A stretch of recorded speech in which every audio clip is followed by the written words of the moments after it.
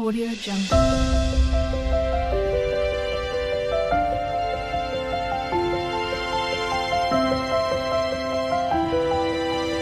Audio Jungle. ఆదికాండం 38వ అధ్యాయము.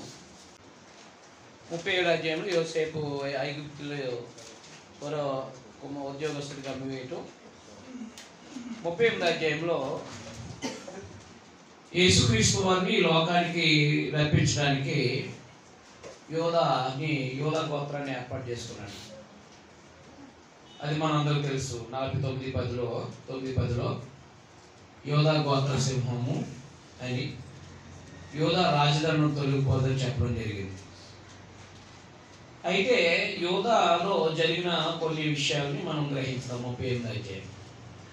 ఆ కాలంలో యోధా తన సహోదరుని విడిచి హీరా అను ఒక అద్భుతమైన దూరుడికి వెళ్ళాను. అక్కడ షూయ అను ఒక కనానీయుని కుమార్తె అయిన కుమార్తెని యోధా చూసి ఆమెను తీసుకుని ఆమెతో పోయాను. ఆమె గర్భవతి కుమారుని కనుక అతడు వారికి ఏరు అని పేరు పెట్టాడు. ఆ మరలా గర్భవతి కుమారుని కనుక వానికి ఓనాను అని పేరు పెట్టాడు. ఆమె మరలా గర్భవతి కుమారుని కనుక వానికి శేల అని పేరు పెట్టాడు. ఆమె వీరికి కలిగినప్పుడు అతని శరీరం ఖరీబులో ఉండేది. యోధా కుటుంబం గురించి మాట్లాడుకొస్తున్నారు. 38లో యోధా వివాహం చేసుకున్న తర్వాత ముగ్గురు బిడ్డలు కలిగారు. అయితే యోధా గోత్రంలో చేసుకొని రావాలి. అయితే ఇక్కడ పరిస్థితులు తారుమారులయ్యాయి. యోధా జ్యేష్ఠ కుమారుడు యోధా తన జ్యేష్ఠ కుమారుడిని ఏరునకు తామారును అను దాన్ని పెళ్లి చేశాడు. యోధా జ్యేష్ఠ కుమారుడిని ఏరు యెహోవా దృష్టికి చెడ్డవాడు కనుక యెహోవా అతన్ని చంపాడు. యేసు వారు యోధాల నుంచి రావాలి కాబట్టి మొత్తమే పెద్ద కుమారుడు వచ్చి రావాలి కాబట్టి పెద్ద కుమారుడు ఏమో దుర్మార్గుడు అంట.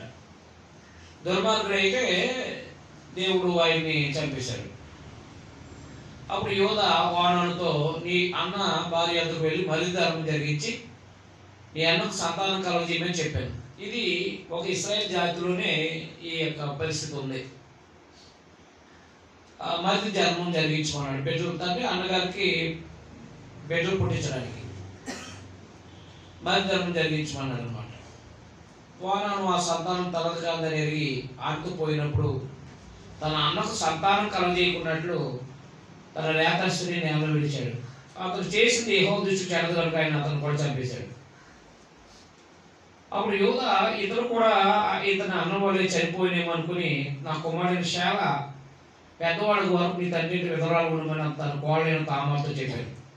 కాబట్టి తామరు వెళ్ళి తన తండ్రి నివసించాడు. చాలా దినమైన తర్వాత షూయ కుమార్తె అయిన యోధా భార్య చనిపోయాను. తర్వాత యోధా దుఃఖ నివారణ పొంది అదుల్లమీయుడైన హీరాను తన స్నేహితులతో తిమ్నాతులకు తన గొర్రె బొచ్చు కత్తిరించి వారి ఎందుకు వెళ్ళాను. దాని మామ తన గొర్రెల బొచ్చు కత్తిరించుటకు తిమ్నాతుకు వెళ్తున్నాడని తామారుకు తెలియబడింది.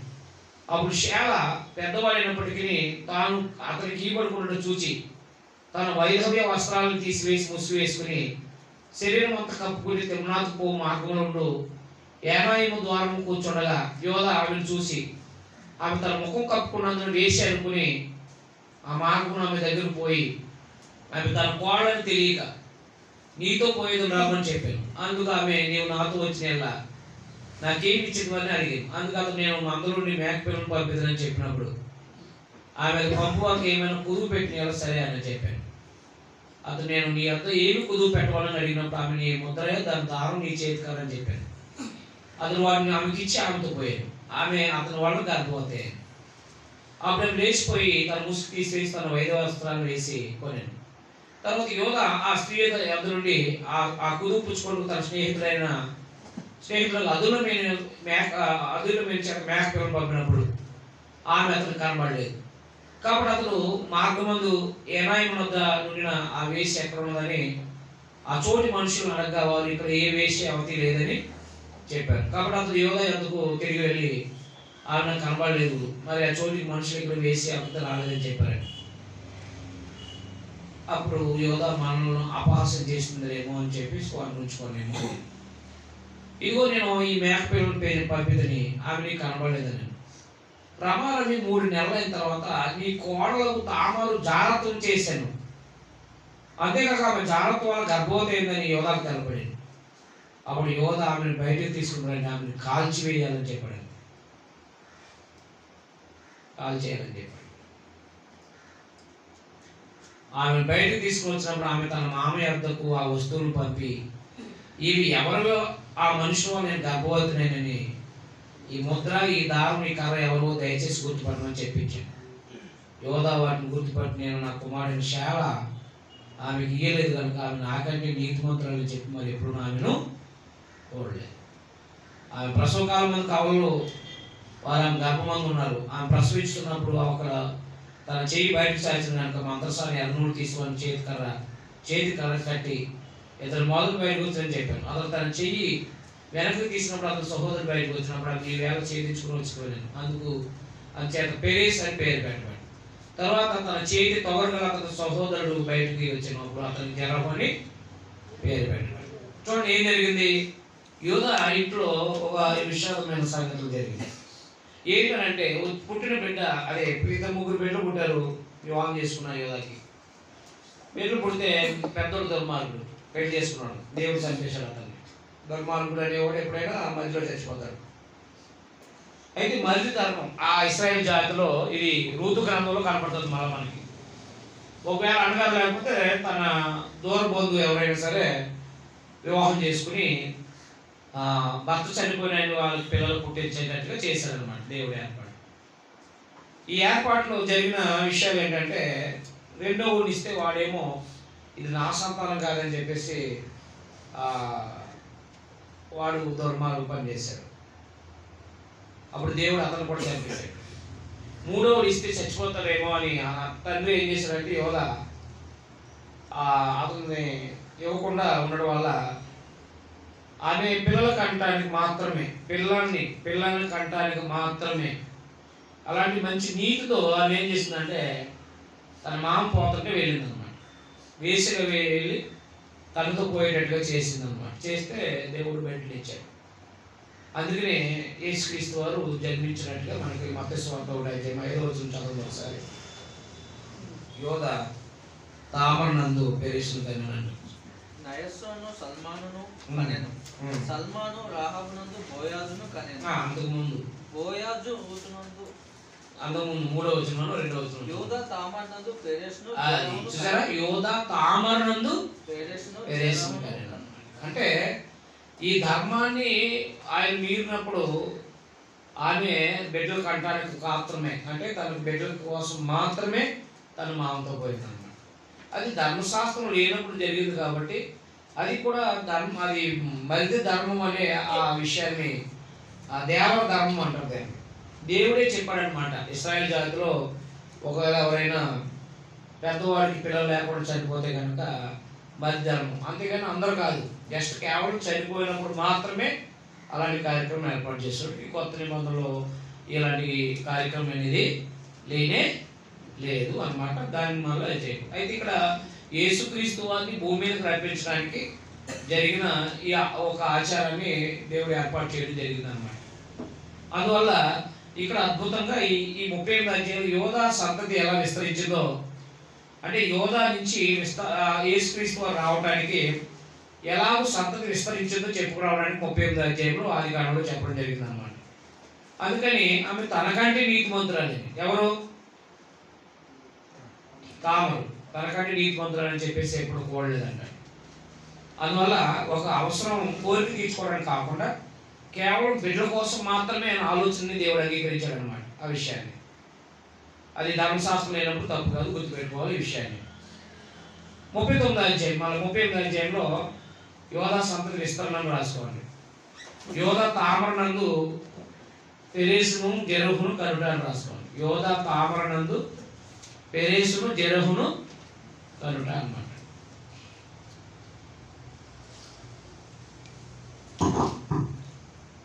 ముప్పై 39 అధ్యాయం యోసేపు ఐగుప్తు దేశంలో వృద్ధి చెందటం. యోసేపు ఐగుప్తును తీసుకుని వచ్చినప్పుడు ఫరో యొక్క ఉద్యోగస్తులను రాజ సంరక్షణ సేనాధిపతి అయిన పొతీఫరను ఒక ఐగుప్తీయుడు అక్కడ అతను తీసుకుని వచ్చి ఇస్మాయిల్ అంతా అతను కొనిను. యెహోవా యోసేపు తోడిన కనుక అతను వర్ధిల్లుచు తన యజమానుడు ఐగుప్తు నేను ఉండేను అనమాట. చూసారా, భక్తిపరుడికి దేవుని కాపుదల ఏ దేశంలోనైనా ఉంటుంది. మర్చిపోకండి, భక్తిపరుడికి కాపుదల ఎక్కడ ఉంటుంది? ఏ దేశమైనా ఉంటుంది. చెడుని విసర్జించే వాడికి ఎప్పుడు దేవుని కాపుదల ఉంటుంది. గుర్తుపెట్టుకునే విషయాన్ని. అందువల్ల ఆయనకి దేవుడు తోడైన వల్ల తన యజమానిని ఆస్వాదించాడు దేవుడు. అది గ్రహించాడు. యోసేపు వచ్చిన కాడి నుంచి బాగుందని చెప్పేసి అప్పుడు ఆయన ఏం చేశాడంటే మొత్తం మీద ఆస్తంతల మీద విచారణకర్తగా నియమించేశాడు. అయితే 5వ వచనం చూడండి ఒకసారి. అతను తన ఇంటి మీద తన కలిగినంతా అతను విచారణకర్తగా నియమించిన కాలం మొదలుకొని యోసేపు నిమిత్తం ఎక్కువ యోసేపు నిమిత్తము ఆ ఐగుప్తుని ఇంటిని ఆస్వాదించింది. యెహోవా ఆశీర్వాదం ఇంట్లోనే పొలంలోనేమి అతను కలిగిన సమస్త మీద ఉండేది. అతను తను కలిగినంత యోసేపు చేతికి అప్పగించి తన ఆహారం తింటూ తప్ప ఏమి ఉందో ఏమి లేదో విచారించిన వాడు కాదు.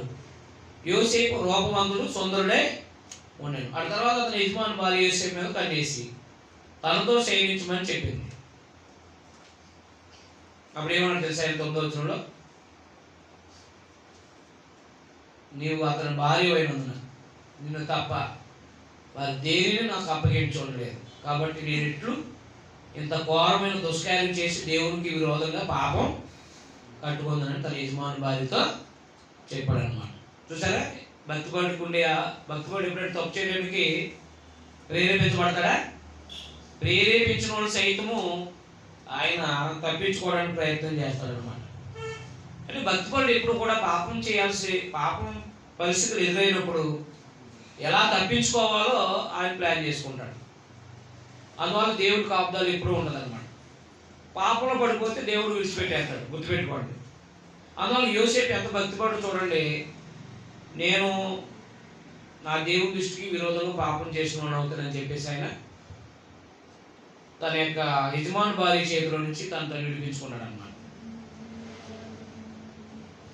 కాబట్టి గుర్తుపెట్టుకోండి, దేవుని బిడ్డగా ఎదుగుతున్నప్పుడు, దేవుడి పనిలో కానీ లేకపోతే దేవుడి పిల్లలకు బ్రతుకుతున్నప్పుడు మనకు ఖచ్చితంగా సమస్యలు ఎదురవుతూ ఉంటాయి.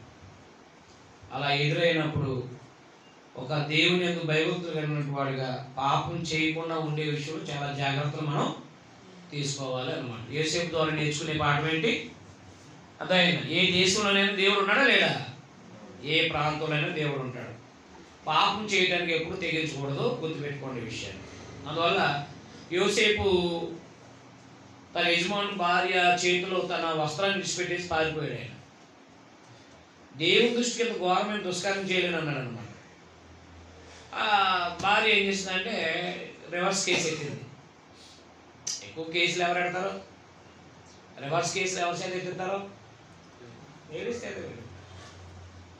అదైనా అందువల్ల ఎక్కువ కేసులు మీరు చూడండి, లేడీస్ కేసులు ఎక్కువ రివర్స్ ఉంటాయి. అర్థమైందా? అది అది తప్పు అనమాట. వచ్చేటప్పటికి ఏం చేసిందంటే, ఇదిగో నువ్వు తీసుకొచ్చిన నువ్వు తీసుకొచ్చిన అన్యుడు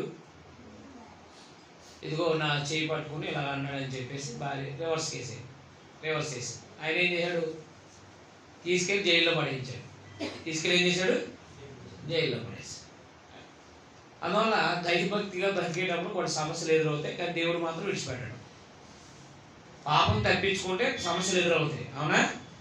తప్పించుకున్నప్పుడు దేవుడు విడిచిపెడతాడా? దేవుడు విడిచిపెట్టాడు. చూడండి, అక్కడ పారిపోయాడు అనమాట. అందుకనే యోసేపు జాగ్రత్తని విడిచి ఏమైపోయాడు? పారిపోయాడని ఉంటుంది. యవనస్తుడికి చాలా ఇంపార్టెంట్ ఇది. యవనస్తులైనటువంటి వాళ్ళు, వివాహం కాని వాళ్ళు, వివాహం అయిన వాళ్ళు ఎప్పుడైనా ఒకవేళ తప్పుడు కార్యక్రమాలు ప్రేరేపిస్తే యవనస్తులు ఎప్పుడు కూడా తన యవన జీవితాన్ని అమ్ముకోకూడదు, పాడు చేసుకోకూడదు. గుర్తుపెట్టుకోండి. యవన జీవితం అనేది ఎలా గడపాలో తిమోతి పత్రిక 4:11 చెప్తాడు. నీ యవనమనందు నేను జాగ్రత్త కాపాడుకోమని చెప్పేసి. అదైనా దేవుడిచ్చిన యవన జీవితం చాలా విలువైన దాన్ని, ఆ విలువైన జీవితాన్ని ఎప్పుడు కూడా పాడు చేసుకోవడానికి ప్రయత్నం చేసుకోకూడదు. దేవుడిచ్చిన జీవితాన్ని అపవిత్రం చేసుకోకూడదు. ఒకవేళ అలాంటి సిచ్యువేషన్స్ వస్తే ఎప్పుడైనా సరే పాపానికి దూరంగా ఒక యోసేపు పారిపోతే నీ అభివృద్ధి బాగుంటుంది, దేవుని కాపుదల ఉంటుంది.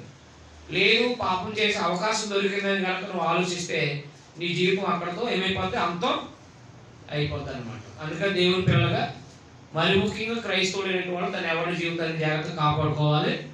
వివాహము అన్ని విషయాల్లో ఘనమైంది. వేశ్య సంఘులకు వ్యభిచారులకు దేవుడు ఏం తీస్తాడు, ఆ మాట చాలా ఇంపార్టెంట్, అది గుర్తుపెట్టుకోండి. కాబట్టి 23వ వచనంలో చూడండి, యెహోవా చూడండి అక్కడ చెరసాలలో పడేయించాడు. అయితే దేవుడు సహాయం చేశాడు కాబట్టి 20వ వచనం చూడండి ఒకసారి. పాపంతో మండిపడి అతను పట్టుకుని రాజు 5 మందిని కూడా చెరసాలలో వేయించాడు యోసేపుని. అతను అక్కడ చెరసాలలో ఉన్నాడు. అయితే యెహోవా యోసేపుకు తోడేయండి. ఆ వచనం అండర్లైన్ చేయండి. చూసారా, పాపం చేయలేని వ్యక్తితో ఎప్పటికీ దేవుని కాపుదల ఉంటుంది. పాపం చేయకుండా తను జాగ్రత్త పడే ఏ మనిషికైనా దేవుడి కాపుదల. భక్తి వారికి గుర్తుపెట్టుకోవాల్సిన విషయాలు మీరు. కాబట్టి జైల్లో కూడా దేవుని కాపుదల, దేవుని సహాయం ఉంది. యెహోవా యోసేపుకు తోడైన అతని కనికలు పడి అతని మీద సరసరాగా అధిపతి కటాక్షం కలిగినట్లు చేశాడు అన్నమాట. కాబట్టి 39వ అధ్యాయంలో యోసేపు పాపం చేయకుండా ఉన్నందున ఖైదీలో చెరసాలలో వేయబడ్డట్టు రాస్తాడు. యోసేపు పోతీఫరు భార్యతో వ్యభిచరించినందున లేకపోతే జాగ్రత్తం చేయనందున ఖైదీలో వేయబడ్డాడు. కొన్నిసార్లు అంటే క్రైస్తవుడు అనేవాడు నీతి నిమిత్తం హింసించబడతాడు. క్రైస్తవుడు ఏం చేస్తాడు? నీతి నిమిత్తం హింసించబడతాడు. దండిడే కాదా? నీతి హింసించబడేవాడు దండిడే. గుర్తుపెట్టుకోండి ఆ విషయాన్ని.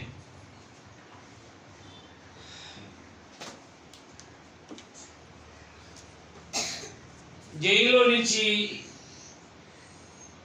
పరో యొక్క అధికారిగా ఎలా అయ్యాడో 40-41 అధ్యాయాలు చెప్తున్నాయి. జైల్లో నుంచి ఎక్కడికి వెళ్ళాడైనా పరో అధికారిగా, పరో యొక్క దేశంలో అనగా ఐగుప్తు దేశంలో ఒక అధికారిగా అయ్యాడే. మీకు అర్థమైందా? 40 అధ్యాయంలో ఒక ఇద్దరు నేరస్తులు జైల్లో వేయబడ్డారు. రాజుగారి దగ్గర పనిచేసేవారు. ఒక ఆయన వంటలు ఉండే ఆయన, పిండి వంటలు ఉండే ఆయన, ఒక ఆయన గిన్నె అందించే ఆయన. వీళ్ళందరూ కూడా చాలా ఇంపార్టెంట్ అయిన పర్సన్స్. తెలుసా మీకు? నెహెమియా కూడా గిన్నె అందించేవాడు. ఆయన కూడా టెస్ట్ చేసి ముందు భోజనం టెస్ట్ చేసి ఇచ్చేవాడు అనమాట. అది చాలా ఉన్నతమైన పదవి రాజు దగ్గర. మీకు తెలుసో లేదు. అలాంటి గొప్ప పదవులు ఉన్న ఇద్దరు జైల్లో పెట్టబడ్డారు కొన్ని అనుమానాస్పదమైన పరిస్థితులను బట్టి. అలా కళలు కన్నారు. ఏం కళలు కన్నారు వాళ్ళిద్దరు? అర్థమైందా? ఏం కళలు కన్నారో చూడండి ఒకసారి.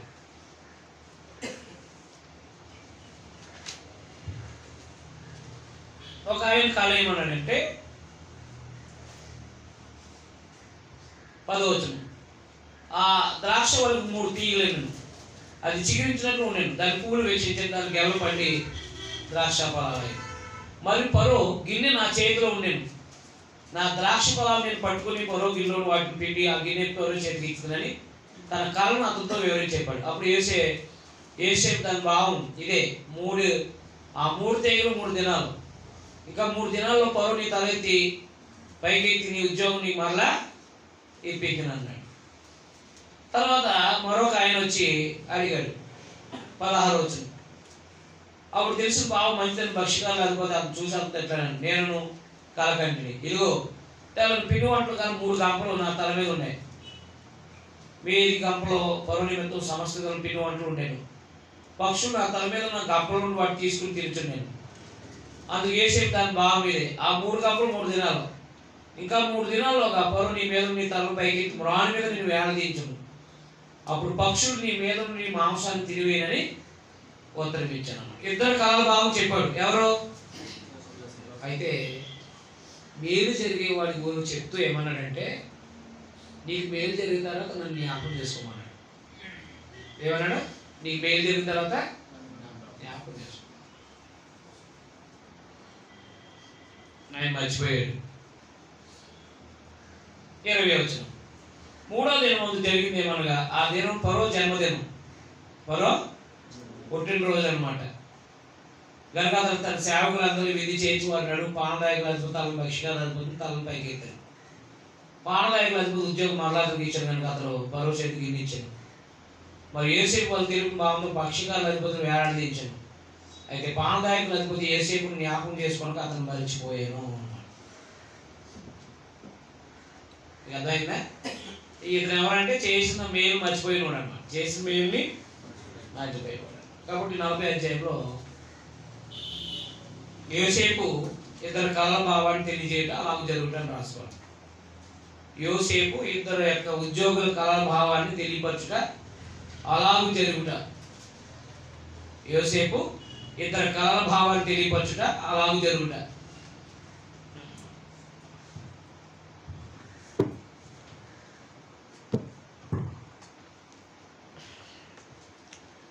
జన్మదినము అనేది ఇక్కడే మనకు కనబడుతుంది కదా. మళ్ళా మత్తయి సువార్త 14 అధ్యాయంలో, మత్తయి సువార్త 14 అధ్యాయం ఎవరు చేసుకున్నారు? ఇద్దరు అన్యులే. ఇద్దరు అందుకే క్రైస్తవులు అని పాత నిబంధనలు భక్తిపరులు ఎవరు కూడా జన్మదినాన్ని అర్థమైంది భోజనాలు పెట్టి చేసుకున్న వాళ్ళు లేరు. మన వాళ్ళు ఏం చేశారు? క్రైస్తవులు ఏం చేశారు? అన్నిలాగా జన్మదిన పండుగలు చేసుకుంటూ ముందుకు సాగుతున్నారు. బైబిల్ ఎచ్చటి మాట్లాడడం అసలు మాట్లాడన్నాను కదా. అన్నిలు చేసే పండుగలు, అన్నిలు చేసే పనులు మనం చేయకూడదు. అన్యాసారాలు మనం క్రైస్తవ జీవితంలో ఉండకూడదు అన్నమాట. అందుకని కొత్త నిబంధనలో కానీ పాత నిబంధనలో కానీ ఏ భక్తి పరుడు కూడా జన్మదిన వేడుకలు చేసుకున్నట్టు ఎక్కడ లేవు అన్నమాట. ఒకవేళ ఆ కార్యక్రమం వస్తే దేవుడు కృతజ్ఞతలు చెప్పడమే తప్ప మనం దాన్ని హైలైట్ చేసుకోవాల్సిన అవసరం ఏమీ లేదన్నమాట. అంటే మాకు ఒక గ్రూప్ ఉంది చదువుకున్న అందరం. 1996లో మా బ్యాచ్ అంతా కూడా ఒక గ్రూప్ పెట్టుకున్నాం. 10th క్లాస్ బ్యాచ్ అనమాట. ఆ గ్రూప్ పెట్టుకుని ఏం చేస్తారంటే ఇందులో 30 మంది ఎంతమంది ఉంటాం, వాళ్ళందరూ పుట్టినరోజులు గుర్తుపెట్టుకుని హ్యాపీ బర్త్డేలు పంపిస్తూ ఉంటారు అనమాట ప్రతి నెల. ఎవరో ఒకటి ఉంటారు కదా 12 నెలల్లో. నేనేం చేశానంటే ఒక ప్రశ్న వేసాను, నువ్వు పుట్టినప్పటికి ఎన్ని నెలలు? పుట్టినప్పటి నుంచి ఎన్ని నెలలు? 9 నెలలు. పుట్టిన 30 సంవత్సరాలు అవుతుంది ఉదాహరణకి. 30 సంవత్సరాల ప్లస్ తల్లిదండ్రులు 9 నెలలు. ఎన్ని? 39 నెలలు. అవునా కదా? అప్పుడు ఏ రోజు నీ పుట్టినరోజు? గర్భం నుంచి బయటకు వచ్చిన రోజు. అర్థమైందా? గర్భం నుంచి బయటకు వచ్చిన రోజుతో పాటు శరీరం ఎదిగితే అరగలేదా? ఎదుగుతానే వచ్చింది కదా. మరి అప్పటి నుంచే సంవత్సరం వేసుకుంటాం ఏంటి?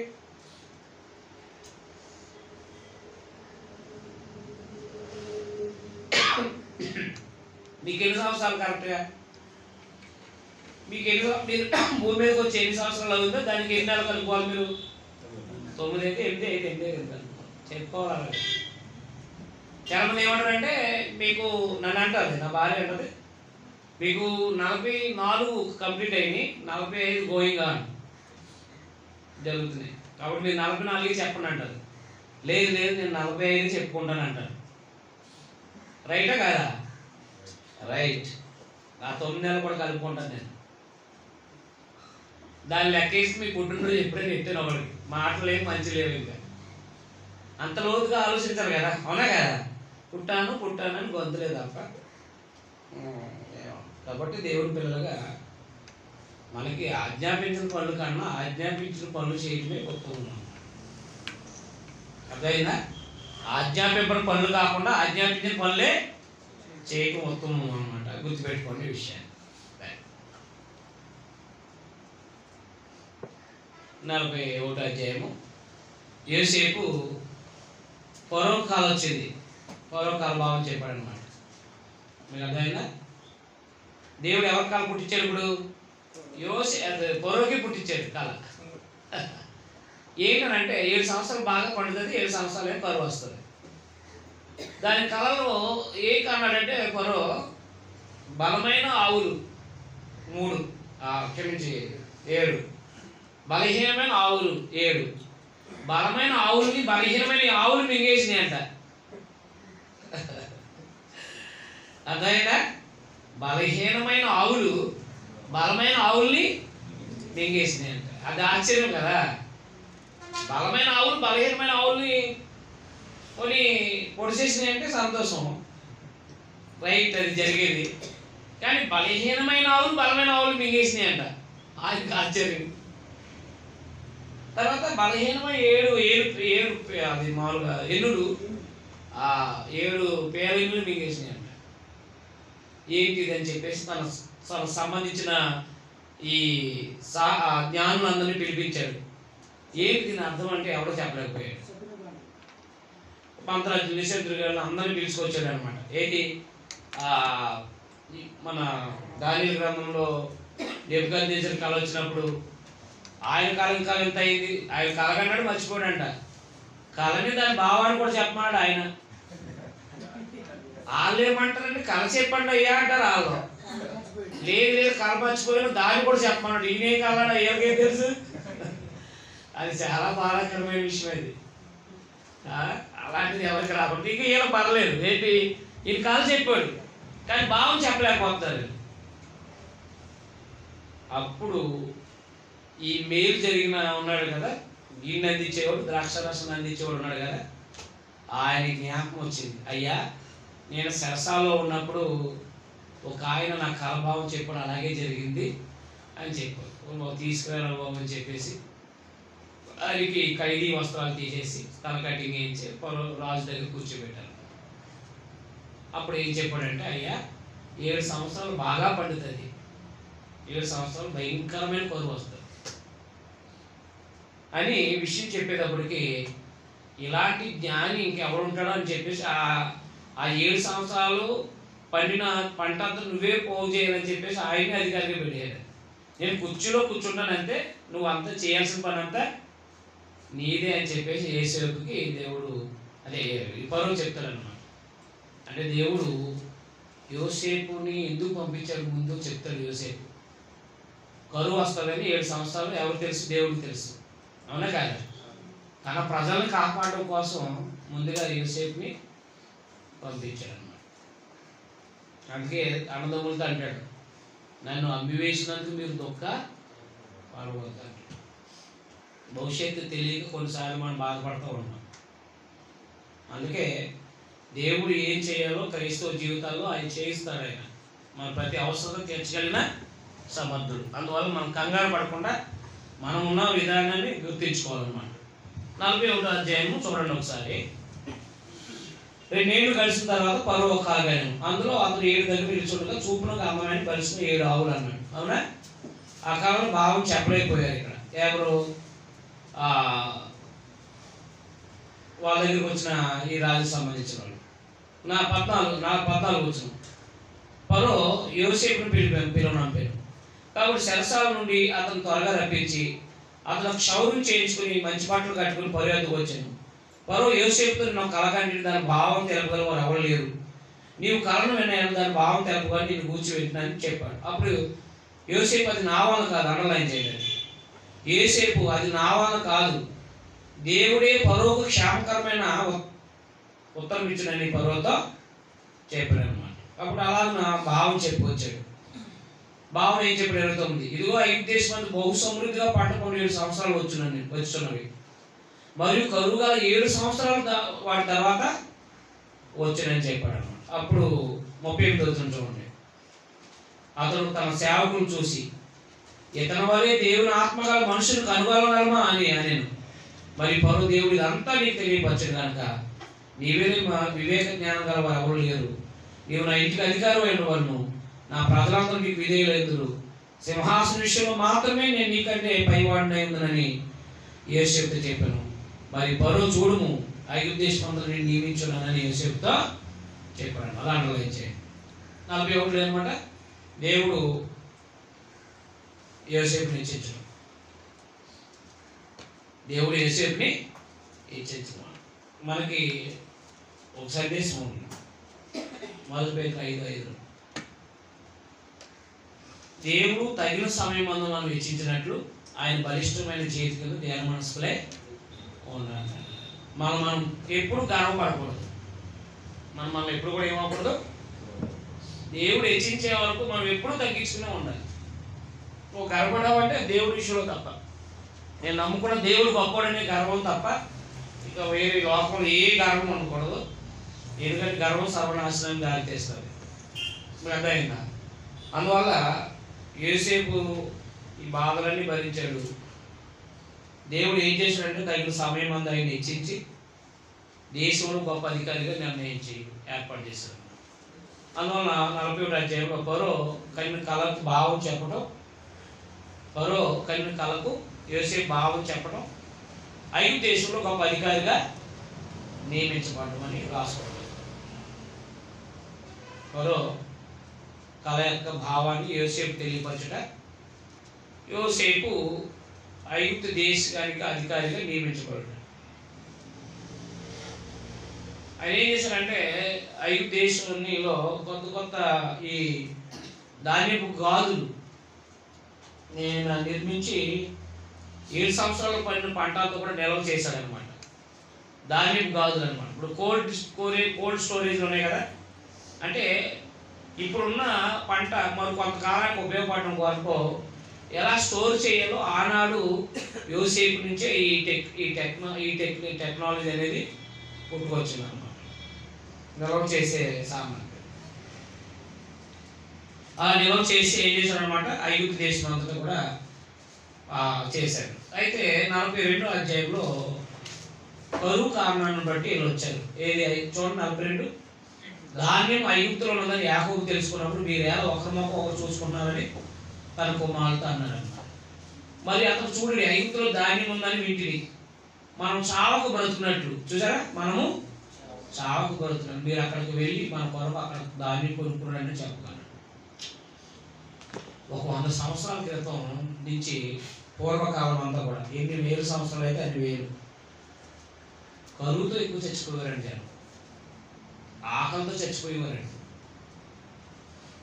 దుబాయ్ కూడా పెట్రోల్ కింద ఉందని తెలియక చాలామంది అక్కడ అడుక్కునే వాళ్ళు ఎక్కువ మంది ఉండేవారండి దుబాయ్లో. మీకు అర్థమైందా? వాళ్ళకి ఎప్పుడైతే ఆయిల్ కింద ఉందని తెలుస్తుందో అప్పుడు అభివృద్ధి అయ్యారంట. మీకు అర్థమైందా? లేదా దేశం పంటలు సరిగ్గా పండగ వాళ్ళు ఎక్కువ కరువుతో చచ్చిపోయేవారంట. మన భారతదేశం కూడా అంతే. 100 సంవత్సరాలు వెనక్కి వెళ్తే 100 సంవత్సరాల వెనక నుంచి ఎక్కువ కరువుతో చచ్చిపోయేవారు అనమాట. భోజనం లేక చచ్చిపోయేవారు. మీకు అర్థమైందా? ఇప్పుడు మనం భోజనం ఎక్కువై చచ్చిపోతున్నాం. మనం ఇప్పుడు ఎందుకు చచ్చిపోతున్నాం? మధ్యలో భోజనం ఎక్కువ అంటే ఏంటి? పొద్దున్న తిన్నది అరక్కోకుండానే మళ్ళీ కొని తినేయటం, మధ్యాహ్నం తిన్నది అరక్కోకుండానే మళ్ళీ కొని తినేయటం. ఈ డైజెషన్ సిస్టమ్ పాడైపోయి అవయవాలు పాడైపోయి అర్థమైందా? కాబట్టి ఆహారం సమృద్ధిగా ఉంది. ఏం చేయాలంటే కొత్త చైనా దేశంలో తినేయి, ఆఫ్ఘానీ దేశంలో తినేయని తెచ్చుకున్నామా. చైనా వాళ్ళు తినేయండి నూడిల్స్, ఆఫ్ఘనిస్తాన్లో ఏంటి బిర్యానీ. మన దేశంలో వేడి, అవునా కాదా? వేడి కాబట్టి జావలు తాగితే సలవా. మనకి వేడికి ఇంకా వేడి తాగితే ఏమవుతాయి? బాడీలో అవయవాలన్నీ ఏమవుతాయి? పాడైపోతాయి. ఆఫ్ఘనిస్తాన్ బిర్యానీ అనేది వాళ్ళది, మనం అప్పు తెచ్చుకుని తిని బాధలు పడుతున్నాం. మీకు అర్థమైనా అర్థవాలేదా? అంటే మనము భోజనం సమృద్ధిగా ఉండి నాశనం పాడైపోతున్నాం. మీకు అర్థమైందా? అందువల్ల డైజెషన్ సిస్టమ్ పాడు చేసుకుని, ప్యాంక్రియాని పాడు చేసుకుని, షుగర్ని రప్పించుకుని ఏమైపోతున్నాం? చాలామంది షుగర్ చేత చచ్చిపోతున్నారు జనం. అది ఎక్కువ తినడం వల్ల, తక్కువ తినడం వల్ల? ఎక్కువ తినడం వల్ల. లేక చచ్చిపోయేవారు అప్పుడు, ఇప్పుడు ఏం చేస్తున్నారా? ఎక్కువ చచ్చిపోతున్నారు. అందువల్ల కరువు అనేది చాలా భయంకరంగా ఉండేది అప్పుడు అన్నమాట. అయితే దేవుడు తన ప్రజలను పోషించడం కోసం ఐగుప్తు దేశంలో గొప్ప అధికారిగా నియమించేశాడు. ఎవరిని? తండ్రి యాకోబు చెప్తున్నాడు తన కొడుకులతో, ఈ ఒకరి మొఖం వాళ్ళు చూసుకుంటారు, ఐగుప్తులు ధాన్యం ఉందంటే వెళ్ళిపోతున్నాడు. ఎందుకంటే ఇలా సామాజిక వెలుగులో లేదు. ధనవంతులు, యాకోబు కుటుంబం ఎవరో ధనవంతులు. మరో దేశం వెళ్ళి ఆహారం కొనుక్కుని తెచ్చుకునే అంత ధనవంతులేదు. ఎంత ధనవంతులైనా దేశంలో ఆహారం లేకపోతే చచ్చిపోతారు చావరా. దేవుడు భవిష్యత్ ప్రణాళిక ఎప్పుడు కూడా అద్భుతంగా ఉంటాయి.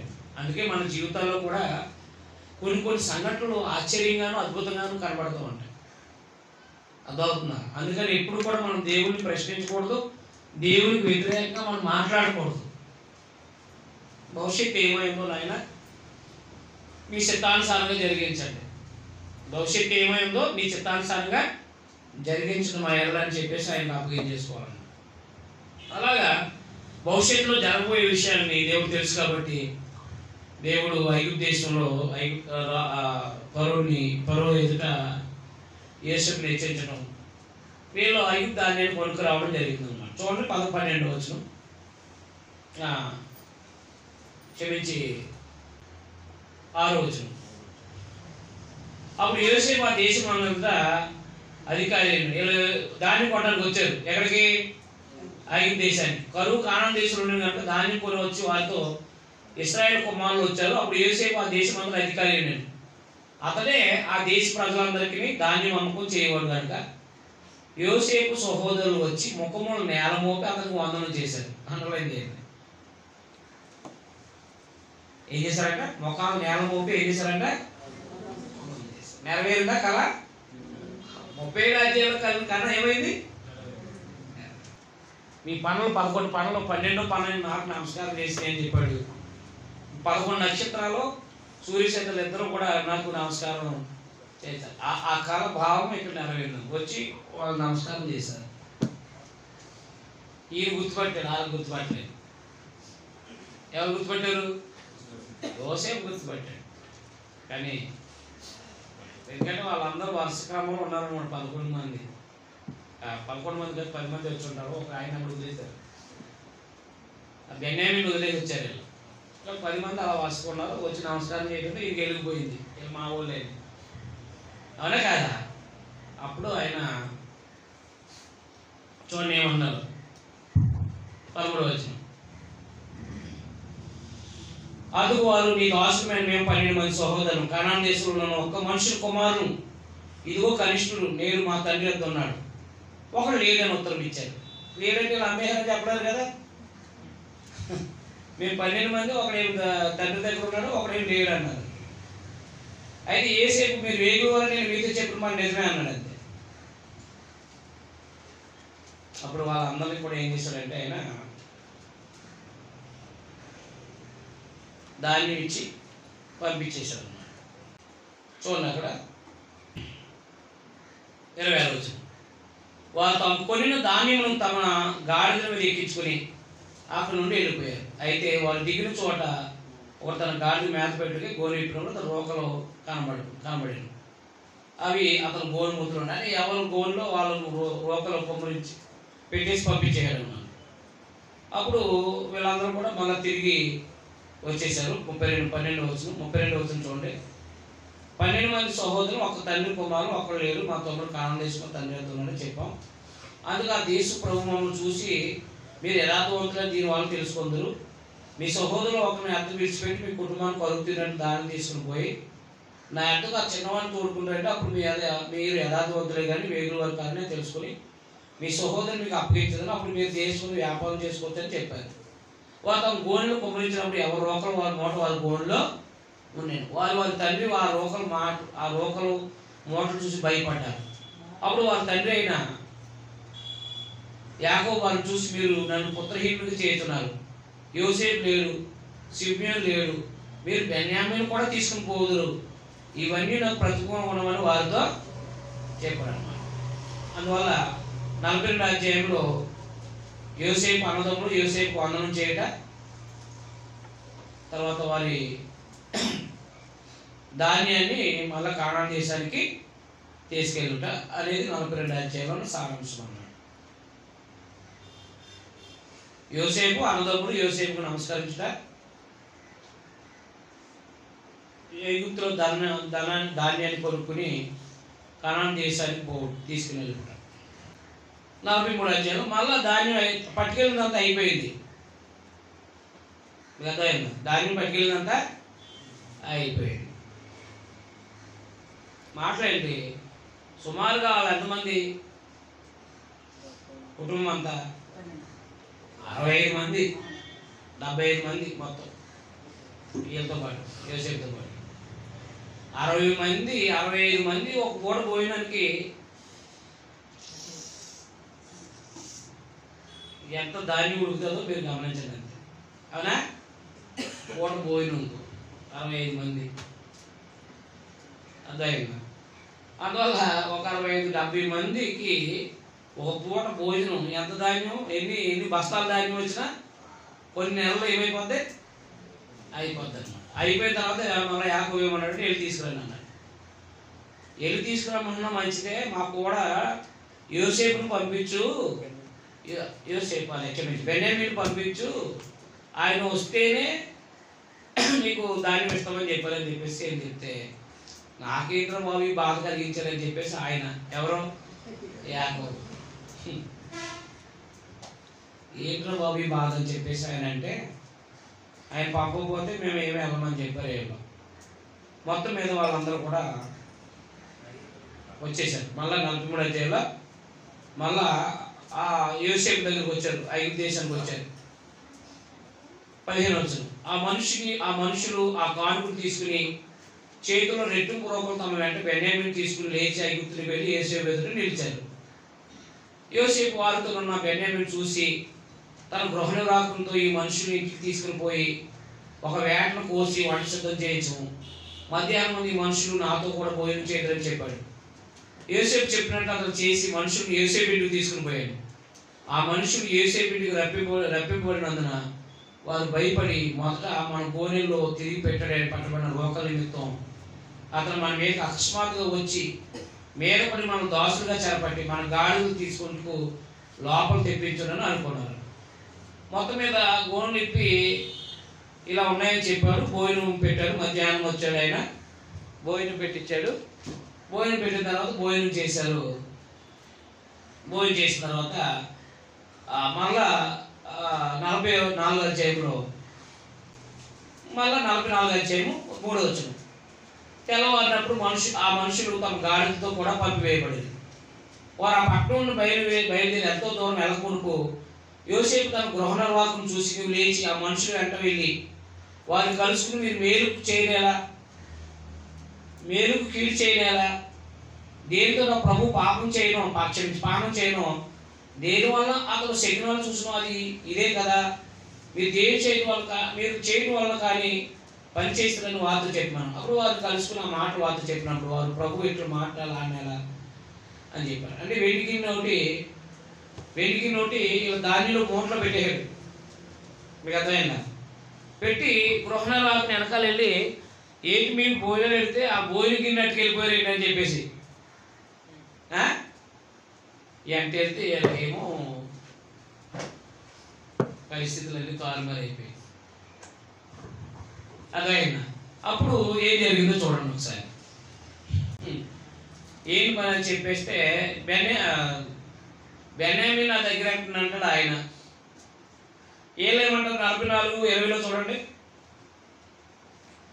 అందుకు మాకు ముసలివాడైన తండ్రి, అతను ముసలితనం పుట్టిన ఒక చిన్న వారు ఉన్నారు, వారి సహోదరుడు చనిపోయాను, వారి తల్లికి వాడు అక్కడే మిగిలి ఉన్నాడు, వాడి తండ్రి వాడిని ప్రేమిస్తున్నాడని చెప్పింది. అప్పుడు తమను నేను అతను చూసినగా అతను ఎంత నా ఎదుగు తీసుకుంటానని తమ దాసులతో చెప్పింది. అందుకు మేము ఆ చిన్నవాడు తన తండ్రిని విడవలేడు, వాడు తన తండ్రిని విడిచిన వాడి తండ్రి చనిపోవాలని ఏడు వాడితో చెప్పింది. అందుకు తమలో మీ తమ్ముడు మీతో రాని మీరు మరలా నా ముఖం చూడకూడదని తన దాసులతో చెప్పారన్నాడు. మొత్తం మీద ఈయన పంపేస్తే 45 అధ్యాయంలో తన పరిస్థితిని వివరించుకున్నాడు అన్నమాట. అప్పుడు యోసేపు తన ఎంత నిలిచిన వారందరూ ఎదురు తను అనుచుకున్న జాలక నా ఎద్దరు నుండి ప్రతి మనిషిని వెలుపులకు పంపివేయని దగ్గరగా చెప్పాడు. యోసేపు తన సహోదరులకు తాను తెలియజేసుకున్నప్పుడు ఎవరినో అతని ఎదురు నిలిచి ఉండలేదు. అతను ఎలుగెత్తి ఏడవగా ఐగుప్తీయులు పరువు ఇటు వారు విన్నారు. అప్పుడు నేను యోసేపుని నా తండ్రి ఇంకా బతుకున్నాడా అని అడిగినప్పుడు అతని సహోదరు అతని సముఖం తొందరపడి అతను ఉత్తరం ఇవ్వలేకపోయారు. అందులో యోసేపు నా దగ్గరకు రెండైన అతను తన సహోదరుతో చెప్పినప్పుడు వారు అతని దగ్గరకు వచ్చారు. అప్పుడు అతను ఐగుప్తులకు వెళ్ళినట్లు మీరు అభివేశిన మీ సహోదరుడైన యోసేపు నేనే అయినా నేను ఇక్కడికి వచ్చినట్లు మీరు నన్ను అమ్మివేసినందుకు దుఃఖపడకండి, అది మీకు సంతాపం పుట్టి మీకుంది, ప్రాణ రక్షణ కొరకు దేవుడు మీకు ముందుగా నన్ను పంపించాడు. అది అండర్లైన్ చేయండి సరిపోయి. మొత్తం మీద ఈ 43, 44, 45 అధ్యాయాల్లో యోసేపు తను ఏం చేసుకున్నాడు, తన సహోదరులకి కనపరుచుకుని ఒక్కసారిగా నేను యోసేపుని అన్నప్పుడు వాళ్ళు కంగారు పడిపోయి పారిపోయారు. మీకు అర్థమైందా? అదే ఇప్పుడు మనకైతే మన వాళ్ళు అయితే ఏమంటారు మన వాళ్ళు అయితే, ఆ యాభ నన్ను అమ్మేహో కదరా, ఏ ముఖం పెట్టుకుని వచ్చేవారని నా ఇంటికి అంటారు. అవునా? ఆ యాభ నన్ను ఏం చేశా అమ్మేహారు, చంపేయాలనుకున్నారా మీరా, ఏ ముఖం పెట్టుకుని మా ఇంటికి వచ్చామంటారు. ఆయన భక్తిపడు కాబట్టి భవిష్యత్తు గ్రహించి ఏమన్నాడు, మీరు అమ్మివేసినందుకు దుఃఖపడకండి, మన ప్రాణ రక్షణ కొరకు దేవుడు నన్ను ముందుగా మీ కొరకు పంపించాను. చూసారు? అలాగూ దేవుడు నీతి చూడాలి కదా. అయిందా? తల్లిదండ్రులు హాస్టల్లో చదివించారు అనుకోండి, కక్ష కట్టేస్తారు. అవునా కాదా? మమ్మల్ని వదిలేసి మమ్మల్ని ఎక్కడో పెట్టేస్తాం అని చెప్పేసి పెడతా ఉంటారు. ఇంటికాడ ఉంటే సరిగ్గా చదవరు, హాస్టల్లో ఉంటే బాగా చదువుతారని. అవునా కాదా? ఆలోచన గ్రహించినోడు ఏం చేస్తాడు, తల్లిదండ్రులు మెచ్చుకుంటాడు. అవునా కాదా? కాబట్టి చిన్నప్పటి నుంచి కష్టపెట్టారనుకోండి, ఒక ప్రయోజకుడు అవుతాడు. పెద్దదిగా చెప్పాలి, ఆ రోజు నన్ను కొట్టకపోతే, ఆ రోజు నన్ను తిట్టకపోతే నేను ఏమంత గొప్పవాడిని అవ్వకపోదునని తల్లిదండ్రులను అభినందించాలి. అవునా కాదా? ఇప్పుడు ఏం చేస్తారు వాళ్ళు, ఏం చేస్తారు, ఇప్పుడు తల్లిదండ్రులు ఏం చేస్తున్నారు, నువ్వు నాకేమి ఇచ్చావు, ఏం చేసావు నా కోసం, ఎవరు చూస్తారు నిన్ను వదిలేస్తున్నారు అంతే. ఏనా? అవునా కాదా? మరి వాళ్ళు కూడా ఇలాంటి హాస్పిటల్ కాడ వదిలేసి వెళ్ళిపోతే ఏం చేద్దరు మీరు, బాగుపడ్డాడు చచ్చిపోతాడు వీడు వదిలేయండి అని చెప్పేసి అన్నప్పుడు అక్కడో చోట తుప్పల్లో ఆడేసి వెళ్ళిపోతే ఏమవుతుంది మన గట్టి? మనల్ని వాళ్ళు పెంచి పెద్ద చేశారు, ఆస్తులు ఇవ్వక్కర్లేదు మనకి మన తల్లిదండ్రులు. అవునా కాదా? మనకి ఉపకారం చేశారు, మనం మళ్ళీ ఏం చేయాలి వాళ్ళకి? అదే చెప్పాడు తిమోతి పత్రిక 5:2 ప్రతి ఉపకారం చేయమన్నాడు. అర్థమైనా అర్థం లేదా? కక్ష పెట్టుకోకూడదు. ఇప్పుడు బైబిల్ని బాగా చదవకపోతే కొట్టేసి టీచర్లు కూడా కక్ష పెట్టేసుకుంటున్నారు ఇప్పుడు. అవునా కదా? అది తప్పుగా కదా? చదవమంటుంది ఎవరి కోసం? ఆయన కోసం, మన కోసమా? మాకు హిందీ టీచర్ ఉండేవారు, మిగతా సబ్జెక్టులన్నీ బాగా చదువు, హిందీ వచ్చింది కదా మాకు. ఆయన మాస్టర్ సైకిల్ వెళ్ళి కడిగేసుకోవాలి పీరియడ్లో. ఆ 45 నిమిషాలు అంతా కూడా పక్కనే ఒక చిన్న కాలం ఉంటుంది, ఆయనకి అరిటాకులు భోజనానికి తెచ్చేవాళ్ళమాట. ఈలోగా ప్రశ్నలు జవాబులు అన్నీ అయిపోయి ఆ సైకిల్ వెళ్ళి ఇచ్చేవాళ్ళు మాకు. ఇప్పటికీ హిందీ రాదు. అర్థమైందా? అర్థం లేదా? మళ్ళీ ఇంత లావు కర్రతో కొట్టేసేవాడు ఆయన. అది తట్టుకోలేక ఇంకొకడు నేను ఏం చేసేవాళ్ళమంటే హై స్కూల్లో ఆయన సైకిల్ ఎట్టుకెళ్ళి సార్ బాగా దుమ్ముగా ఉంది, మట్టిగా ఉంది, కడిపోతామని చెప్పి ఆ పీరియడ్ అంతా వాడేసేవాడు. 10th క్లాస్ ఫెయిల్ అయిపోయాం. అది హిందీ. మీకు అర్థమైనా అర్థమలేదా? అందువల్ల మన జీవితం నాశనం అయిపోతే తప్ప ఏముండదు. అర్థమైందా? కొడుతున్నప్పుడు ఏం చేయాలి? ఓర్చుకుని ఏం చేయాలి? మనం చదవాలి తప్ప తప్పించుకోవడానికి ప్రయత్నాలు చేయకూడదు. అందుకని దేవుని పిల్లలుగా ఎప్పుడు కూడా మన శ్రమ పెట్టేవాళ్ళు మనకు మేలు చేసేవాళ్ళు, మనం సుఖపెట్టేవాళ్ళు ఎప్పుడు కూడా మనకు మేలు చేసేవాళ్ళు కాదు. గుర్తుపెట్టుకునే విషయం. కానీ మనకు సుఖపెట్టేవాళ్ళు మంచోళ్ళు అనుకుంటాం మనం. అవునా కాదా? మనకు సుఖపెట్టేవాళ్ళు సడన్గా చచ్చిపోయారు అనుకోండి, మనకైతే ఏమవుద్ది? మనల్ని ఎవరు సుఖపెడతారు? అవునా కాదా? మన శ్రమ పెట్టేవాళ్ళు ఒకరు చనిపోయారు అనుకోండి, మన తల్లిదండ్రులు, కష్టపడి మనం పైకి వచ్చిన వాళ్ళం అవుతాం. అందుకని దేవుని పిల్లలుగా ఎప్పుడు కూడా మనల్ని శ్రమ పెట్టిన వాళ్ళని మర్చిపోకూడదు. అది చేసిన ఉపకారం దానివల్ల ఎంత లబ్ధి పొందామో అన్నమాట. అందుకే మనల్ని సవాల్ చేస్తారు కదా, అదే మనల్ని ఒకవేళ రెచ్చగొడతారు కదా, నువ్వు ఏమి సంపాదించలేవు అది ఇదే అని చెప్పేసి మాట్లాడుతూ ఉంటారు కదా. అలా అనకపోతే మనకు పౌరుషం వస్తుందా? వస్తుందా? పౌరుషంతో పనికి వెళ్తారు, కొంతమంది ఉద్యోగానికి వెళ్తారు, అవునా కదా? అంటే మనల్ని అలా ప్రోత్సహించకపోతే, మనం అలా తిట్టకపోతే మనం అభివృద్ధి అవుతామా? అభివృద్ధి అవుతాం. అందుకని దేవుని పిల్లలుగా మనం ఎవరి మీద కూడా కక్ష పెట్టుకోకుండా మన యొక్క క్షేమం దేవుడు ఎలా జరిగించాడో తీసుకోగలగాలి తప్ప పక్షపాత బుద్ధితో ఎప్పుడు ఆలోచన చేసుకోకూడదు. ఒక తండ్రి ఒక కొడుకుతో కొట్టేస్తున్నాడు తండ్రిని, మీకు అర్థమైందా? కొట్టకరా బాబు, ముసలోడు చచ్చిపోతాడంటే ఈయనన్ను తెక్కొట్టేసేవాడు. వీడు చిన్నప్పుడు ఏం చేసేవాడంటే తెక్కొట్టేసేవాడు నన్ను, అందుకే కొట్టేస్తున్నాను అనుకున్నాను. మీకు తప్ప కాదా? నేను ఎందుకు కొట్టాడు, నువ్వు సరి అవుతావని, అవునా? కష్టమా? కాబట్టి మనం మేలు కోరేవాళ్ళు ఎప్పుడు అపార్థం చేసుకోకూడదు. కాబట్టి 43, 44, 45 అధ్యాయాలు యోసేపు తన అన్నదమ్ములను తాను తెలియపరుచుకునుట, తన ఇంటి వాళ్ళందరూ రమ్మని చెప్పాడు అనమాట. తీసుకుని భార్యలు బిడ్డలు కళ్ళు తీసుకుని రమ్మని చెప్పేసి అన్నాడు అనమాట. అప్పుడు 46 అధ్యాయంలో తిరిగి వాళ్ళు వచ్చారనమాట. కొడుకు బతుకున్నాడని చెప్పేసి చెప్పడం జరిగింది. 27 వచనంలో 45, 27లో అప్పుడు యోసేపుతో తమతో చెప్పిన మాట్లాడిన అతనితో చెప్పారు. అతను తను ఎక్కించుకొని పోవడం యోసేపు పంపిన బండ్లు చూసినప్పుడు తన తండ్రి అయిన యాకోబు ప్రాణం తేపలింది. అక్కడ ఆత్మ అనేది తర్జుమా అన్నమాట. అప్పుడు ఇశ్రాయేలు ఇంతే చాలు, నా కుమారుడు యోసేపు ఇంకా బతుకున్నాడు, నేను చావకు మునుపు వెళ్ళి అతను చూసేదానని చెప్పాడు అనమాట. ఆనందానికి అవధులు ఉండవు కదా. చచ్చిపోయినోడు బతికొచ్చాడు, చనిపోయాడు అనుకున్నవాడు బతికితే ఆనందమా కాదా? గత కొన్ని సంవత్సరాలు, 1 సంవత్సరం 2 సంవత్సరాల క్రితం ఎవరో ఒక ఆయన తన కొడుకు చచ్చిపోయాడని చెప్పేసి ఎక్కడో బాడీ ఉందని చెప్పైతే వైజాగ్లో వెళ్ళి తెచ్చేసి ఖననం చేసి దినం కూడా చేసేసారంట. తీరా మనోడు ఈ ఫోన్లో అవి కాంటాక్ట్ లేక మొత్తం తిరిగి వచ్చాడు ఇంటికి. తిరిగి వస్తే ఆశ్చర్యపోయారంట. అదేంట్రా అక్కడ ఎక్కడో బాడీ దొరికింది, నువ్వే చచ్చిపోయావన్నారు, అది కప్పెట్టేసాం, మేము దినం కూడా చేసాం అని చెప్పేసి. అప్పుడు ఆనందమా కాదా? చచ్చిపోయాడు అనుకున్నవాడు తిరిగి వచ్చాడంటే సంతోషమా కాదా? ఆ ఆనందం వాళ్ళకే తెలుసు, మనకు తెలియదు కదా. రైట్. అలాగే యాకోబు కూడా యోసేపు బ్రతుకున్నాడని చెప్పినప్పుడు చాలా సంతోషపడ్డాడంట. 46 అధ్యాయంలో అప్పుడు ఇశ్రాయేలు తను కలిగినంత తీసుకుని ప్రయాణమై బెయేర్షెబాకు వచ్చి తన తండ్రి అయిన ఇస్సాకు దేవునికి బలులర్పించింది.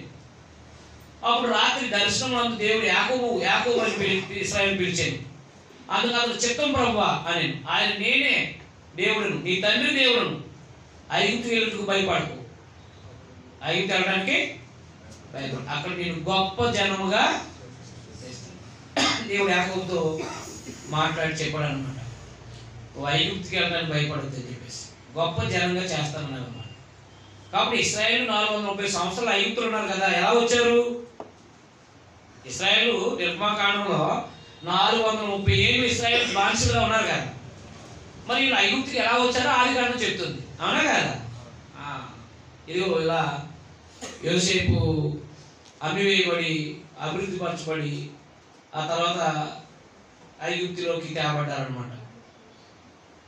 అప్పుడు ఆయన భయపడకుండా వచ్చారనమాట. 8వ వచనం, యాకోబును అతని కుమారులు ఐగుప్తులోకి వచ్చారు, ఇశ్రాయేలు కుమారులు పేర్లు అని చెప్పేసి. 47 అధ్యాయంలో ఎక్కడ వచ్చారు? 46 అధ్యాయులు ఎక్కడ వచ్చారు? కానాను దేశం నుంచి యాకోబు కుటుంబం ఐగుప్తుకి వచ్చారన్నమాట. అది 46 అధ్యాయం. 29-28లో అతను గోషేను రాజుడు యోసేపును అతను తన ముందుగా యోధాను పంపాడు. వారు గోషేను దేశానికి రాగా యోసేపు తన రథము సిద్ధం చేయించి తన తండ్రి అయిన ఇశ్రాయేలు అంటే యాకోబుని ఎదుర్కొంటూ గోషేనుకు వెళ్ళి అతను కనబడింది. అప్పుడు అతను మెడ మీద పడి అతను మెడ పట్టుకుని ఎంతో ఏడ్చాడు అనమాట. కాబట్టి 46లో ఇశ్రాయేలీలు అదే యాకోబు కుటుంబకం కానాను దేశం నుంచి ఐగుప్తుకు వచ్చారు. యాకోబు కుటుంబకులు కానాను దేశం నుంచి ఐగుప్తుకు వచ్చారు. అప్పుడు యాకోబు ఫరో ఏం చేశాడంటే యోసేపు యొక్క అంటే యాకోబు కుటుంబానికి నివసించడానికి ఒక ప్రాంతాన్ని ఇచ్చాడనమాట. అది 47 అధ్యాయం 6 వచనం అండర్లైన్ చేసుకోండి. ఐగుప్తు దేశం ఎదుగుతుంది, అవునా? 47:6 ఐగుప్తు దేశం ఎదుగుతుంది. ఈ దేశంలోని మంచి ప్రదేశమందు నీ తండ్రి నీ సహోదరులు నివసింపజేయము. గోషేను దేశంలో వారు నివసింపవచ్చును. వారిలో ఎవరైనా ప్రజ్ఞ గలవారు నీ తోచినలా నా మందల మీద వారిని అధిపతులుగా నేనేం చెప్పాడు. మంచిది ఇచ్చారు అన్నమాట. 8వ వచనంలో అంటాడు, అదే ఆ 7వ వచనంలో, మరి యోసేపు తన తండ్రి అయిన యాకోబును లోపలికి తీసుకుని వచ్చి ఫరో సమక్షమందు అతను మంచిగా యాకోబు ఫరోని దీవించింది. ఫరో నీవు జీవించిన సంవత్సరాలు ఎన్ని అని యాకోబుని అడిగినందుకు యాకోబు నేను యాత్ర చేసిన సంవత్సరాలు 130. నేను జీవించిన సంవత్సరాలు కొంచెంగాను దుఃఖ సహితంగాను ఉన్నవి. అవి నా పితరుల యాత్ర చేసిన దినాల్లో వారు జీవించిన సంవత్సరాలు అని కాలేదని ఫరోతో చెప్పి ఫరోను జీవించి ఫరో ఎదుట వెళ్ళిపోయాడు. అది కాబట్టి 47 అధ్యాయంలో ఇశ్రాయేలీలు ఫరో సమక్షంలో గోషేను ప్రాంతంలో నివసించడం రాసుకోండి. ఈ కరువు వల్ల భూమిని కొనేసి ఐగుప్తు దేశంలో ఫరో సమక్షంగా పనిచేశారు అనమాట. ఎవరు? యోసేపు. 48 అధ్యాయము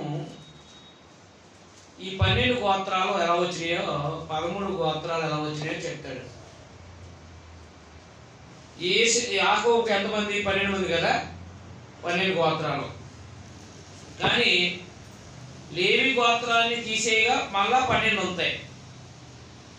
ఈ ఎందుకు 13 గోత్రాలు అయినాయి అనేది 48 అధ్యాయంలో మనకి ఆధారం ఉంటుంది అనమాట.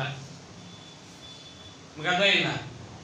ఎందుకు ఉంటుందంటే ఐగుప్తు దేశం వచ్చిన తర్వాత యోసేపుకి అప్పటికే వివాహం అయిపోయింది, పిల్లలు ఉన్నారు. యోసేపు 2 కొడుకుల్ని యాకోబు దగ్గరికి తీసుకొస్తాడు, మనష్షే ఎఫ్రాయిముల్ని. ఈ మనష్షే ఎఫ్రాయిముల్ని యాకోబు దీవిస్తాడు. మీకు అర్థమైందా? వాళ్ళిద్దరిని యోసేపు బదులుగా తన కొడుకులుగా చేసుకుంటాడు. ఎవరి కొడుకులుగా? యాకోబు కొడుకులుగా. కాబట్టి యోసేపుని తీసేసి తన కొడుకులు ఇద్దరిని మనష్షే ఎఫ్రాయిముల్ని తన కొడుకులుగా ఎప్పుడైతే చేసుకున్నాడో అప్పటి నుంచి కూడా మనష్షే గోత్రం ఎఫ్రాయిం గోత్రం అనేది ఏర్పడింది అనమాట. ఈ 48 అధ్యాయం చదివితే మనకు అర్థమవుతుంది. 48 అధ్యాయం చదువుతాం. చూడండి 48 అధ్యాయం. 48 అధ్యాయం. ఈ సంవత్సరం అయిన తర్వాత ఇదిగో నీ తండ్రి కాయలా ఉన్నాడని ఒకరు యోసేపుతో చెప్పాను. అప్పుడు అతను మనష్షే ఎఫ్రాయిం అనే తన 2 కుమారులను వెంటబెట్టుకుని పోగా ఇదిగో నీ కుమారుడైన యోసేపు నీ వద్దకు వస్తున్నాడని యాకోబుకు తెలపడాడు. అందులో ఇశ్రాయేలు బలం తెచ్చుకుని తన మంచం మీద కూర్చున్నాడు. యోసేపును చూసి కానాను దేశం ఉన్న రోజులో సర్వశక్తి గల దేవుడు నాకు కనబడి నన్ను ఆశీర్వదించి ఇదిగో నీకు సంతానాభివృద్ధి పొందించి నేను విస్తరింపజేసి నీవు జనముల సమూహం ఒకటి చేసి ఈ తర్వాత నీ సంతానం ఈ దేశాన్ని నిత్య స్వాస్థ్యం ఇచ్చిందని చదివించాను. ఇదిగో నేను ఐగుప్తు నుండి ఎద్దరు రాకముందు ఐగుప్తు దేశంలో నీకు పుట్టిన 2 కుమారులు నా బిడ్డలే. చూడండి అక్కడ ఏమన్నాడు యాకోబు, ఏమన్నాడు? ఐగుప్తు దేశంలో నీకు పుట్టిన నీ 2 కుమారులు నా బిడ్డలే అన్నాడు. ఎవరి బిడ్డలో? యాకోబు బిడ్డలో. రూబేను సిమియోను వలె ఎఫ్రాయిం మనష్షే నా బిడ్డలు అయ్యిందురు. వారి తర్వాత నువ్వు కలిగిన సంతానం ఇదే, నీదే. వారు తమ సహోదరు స్వాస్థ్యమును బట్టి వారి పేరు చొప్పున పిలవబడదు. చూసారా ఇద్దరు ఎలా ఎక్కించబడ్డారు? యోసేపు కొడుకుల్ని యాకోబు కొడుకులు చేసుకున్నాడు. అర్థమైందా? మనష్షే ఎఫ్రాయిం. కాబట్టి వీళ్ళ కానాను దేశంలో వీళ్ళిద్దరు కూడా నీ కొడుకులిద్దరు కూడా నా మిగతా 12 కుమారులతో పాటు స్వాస్థ్యాలు పొందుతారన్నాడు. అంతే. అందుకే యోసేపు గోత్రం ఉండదు. ఏముండదు? యోసేపు గోత్రం ఉండదు, ఎఫ్రాయిము మనస్సే గోత్రం ఉండదు. అంటే ఇప్పుడు 48 అధ్యాయంలో ఏం చేస్తాడనమాట, యోసేపు కొడుకుల్ని యాకోబు కొడుకులు చేసుకున్నాడు అనమాట. దీవించాడు ఆమె చేతులెట్టి కదా. 13 వచ్చిన చూడండి. తర్వాత యోసేపు ఇశ్రాయేలు ఎడమ చేతి తరపున తన కుడి చేతి, ఎఫ్రాయిము ఇశ్రాయేలు కుడి చేతి తరపున ఎడమ చేతి పట్టుకుని వారిద్దరిని దగ్గరికి తీసుకుని వచ్చాను. మనస్సే పెద్దవాడైనందున ఇశ్రాయేలు తన చేతులు యుక్తిగా చేసి చిన్నవాడిని ఎఫ్రాయిము తల మీద తన కుడి చేతిని, మనస్సే తల మీద తన ఎడమ చేతిని ఉంచాను. అతను యోసేపును దీవించి, నా పితరులైన అబ్రహాము ఇస్సాకులు ఎవరి ఎదురు నడుస్తుంటారో ఆ దేవుడు, నేను పుట్టిన మొదటి నేటి వరకు ఎవరు నన్ను పోషించిన ఆ దేవుడు అనగా సమస్తమైన కీడుల్లో నుండి నన్ను తప్పించిన దోత ఈ పిల్లలను ఆస్వాదించుగాక. నా పేరు అబ్రహాము ఇస్సాకు అను నా పితరుల పేరునకు వారు పెట్టబడును గాక. భూమి యందు వారు బహుగా విస్తరించుదురు గాక అని చెప్పారు.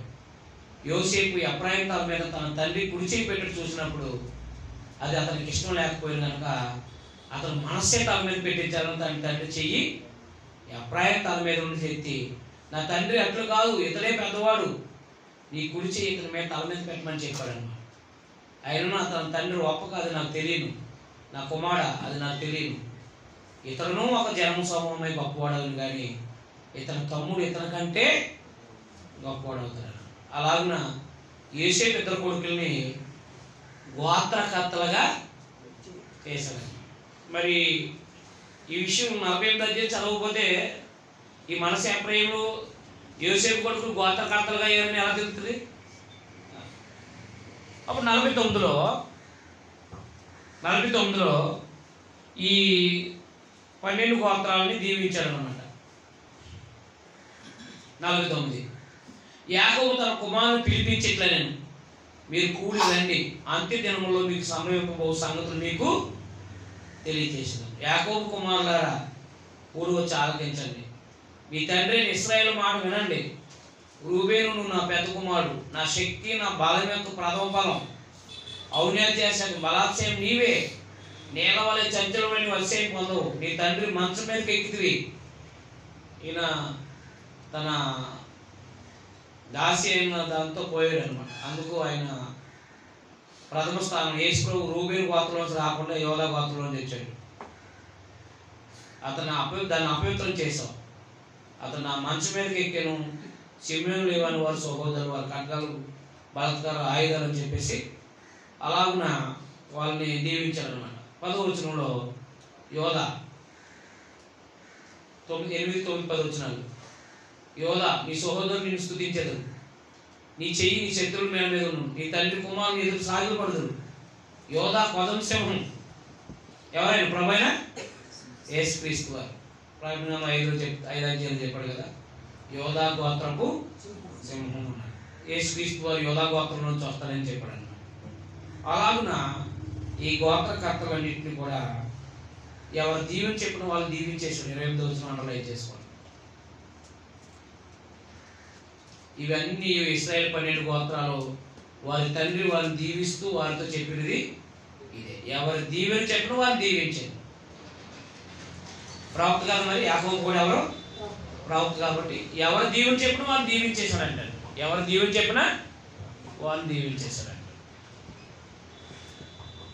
అలా ఇశ్రాయేలు 12 గోత్రాలని యాకోబు దీవించిన తర్వాత ఆయన చనిపోయాడు అన్నమాట.